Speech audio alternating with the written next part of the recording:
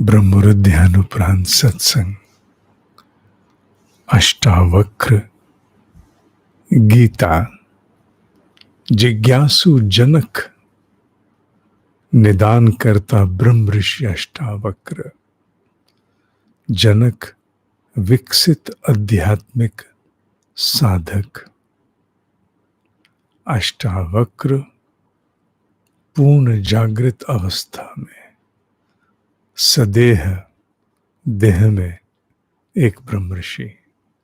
आइए श्लोक पर चलते हैं। श्लोक आपके समक्ष। यदि देहं पृथक् कृत्य चित्ति विश्रामय तिष्ठसि अधुना एव सुखी शान्तः बंध मुक्तः भविष्यसि। अगर तू देह को पृथक करके आत्मा में विश्राम करके स्थित है तो अभी तू सुखी और शांत होकर बंधन मुक्त हो जाएगा। अभी अभी अभी।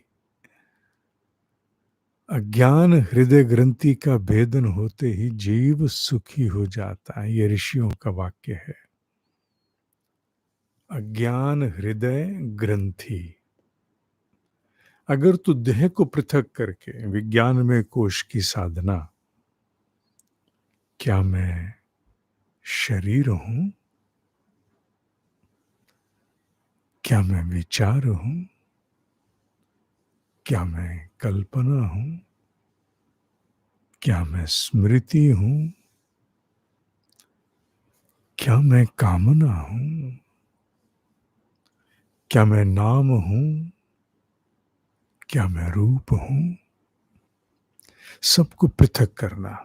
देह जो नहीं रहने वाली, उसको पृथक करते हुए जो चैतन्य भाव आकर के स्थिर हो, उसे कहेंगे आत्मा में विश्राम करना, चैतन्य भाव में अवस्थित हो जाना। विज्ञान में कोश की साधना में आप में से अधिकांश साधकों ने यह अभ्यास किया हुआ है। उनका कहना अगर ये हो जाता है तो तू अभी सुखी हो जाएगा, अभी बंधन मुक्त हो जाएगा। ये तो सत्य है कि जिस समय हम विज्ञान में कोश की साधना में डूबे हुए होते हैं तो उस समय का जो अनिवर्चनीय आनंद है, जो एक अनुभूति है, वो अतुलनीय है। उसकी तुलना किसी से नहीं की जा सकती। पर वो आंशिक है। जब तक हम उसमें रहते हैं आनंद रहता है, व्यापकता आती है। जैसे ध्यान से बाहर आते हैं सब सामान्य हो जाता है। ब्रह्म ऋषि तो एक वाक्य में निदान दे गए। उनका अधिकार भी है, पर सामान्य मनुष्य को उस छोटे से सत्य को स्थिर करने में कितने जन्म लगेंगे, ये तो यात्रा का विषय है। उन्होंने तो अवस्था का विषय बताया, ऐसा कर लो, ऐसी अवस्था। पर हमारे लिए तो ये यात्रा का विषय है। It is a journey. हमारे केवल कह देने से तो अवस्था चिरस्थायी होने जाएगी। हम तो फिर से वापस बाउंस बैक करते हैं। पर ऐसा होता क्यों है? अगर एक बार के लिए मान भी लें कि वो बंधन मुक्त जीव हो जाता है, तो अज्ञान हृदय ग्रंथि का क्या लेना देना? क्योंकि जीवात्मा का स्थान हृदय को बताया गया। जीव आत्मा, जीव माने बंधन, जिसकी आयु है, जिसकी सीमा है, जो व्यापक नहीं है, सीमित है, हर दृष्टि से सीमित है, वो जीव है। जो परिवर्तन के अंतर्गत है वो जीव है, बंधा हुआ जीव है। कहाँ है जीवात्मा? हृदय में। इसलिए जहां जीव बंधा वहीं अज्ञानता की ग्रंथि है।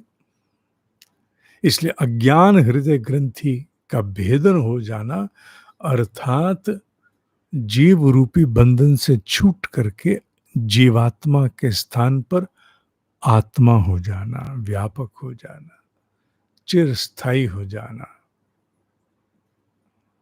इसीलिए ज्ञानियों ने कहा अज्ञान हृदय ग्रंथि का भेदन किससे?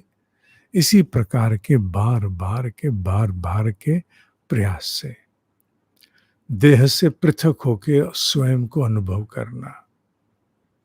ये ठीक है, आंख खुलेगी, वापस शरीर बोध होगा, दुनिया वैसी की वैसी ही हो जाएगी, पर धीरे धीरे तुम वैसे ना रहोगे।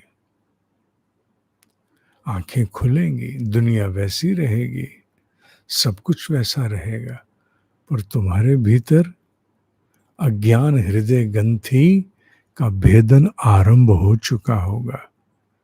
ग्रंथियां ढीली ढीली ढीली पड़ने आरंभ हो जाएंगी।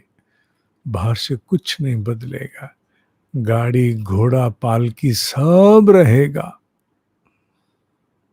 सब रहेगा, पर भीतर से वो चैतन्य स्वरूप बदल जाएगा, क्योंकि उसने बार बार देह को पृथक करके, देह माने जो नहीं रहने वाला, बंधन में है, सीमित है, देह बोध को पृथक करते हुए चैतन्य भाव को प्राप्त कर लिया और बार बार करते जा रहे हो।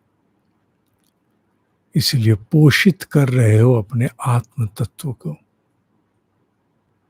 अज्ञान हृदय ग्रंथि को ढीली करते जा रहे हो। ये भाव आज के श्लोक से ब्रह्म ऋषि हमें प्रदान कर रहे हैं। 6:30 बजे साधक सत्संग और शाम को 4 बजे अप्रोक्ष अनुभूति प्रवास वालों की कक्षा। ओम ही सत्य है, ओम ही सत्य है, ओम ही सत्य है।